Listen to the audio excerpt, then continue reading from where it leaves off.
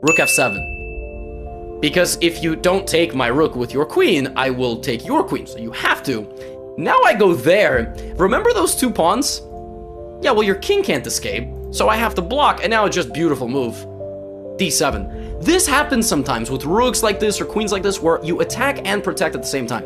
He protect, he attack, but most importantly, he eats snack. And now the queen's hanging, and this queen is defended, so black has to go king f7. Black could also theoretically take and allow a new queen and go king f7, but now we have this, this, queen b7, rook e7, pawn to c6. Look at that. He offers another queen for sacrifice. That's a promotion and the sacrifice of a new queen, because both of these pieces cannot protect the promotion of the pawn.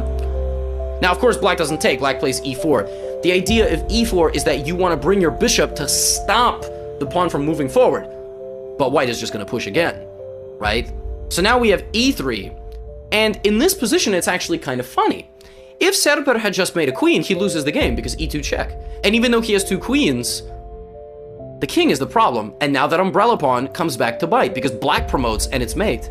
Even if the rook is pinned, theoretically, it's still serving the defensive role. So Serper had to take a moment here and just pause and go, all right, well, I can't blunder mate. I mean, then I won't end up in a Gotham Chess YouTube video 20 years into the future. So let me give a check. And the king's gonna move. And let me give another check. Now the king goes back. And now he sacrifices his next queen. And ladies and gentlemen, the 3rd queen appears for white. Bishop h6. And now the only hope remaining for the rest of the game is e2. And some sort of promotion. And Serper plays check.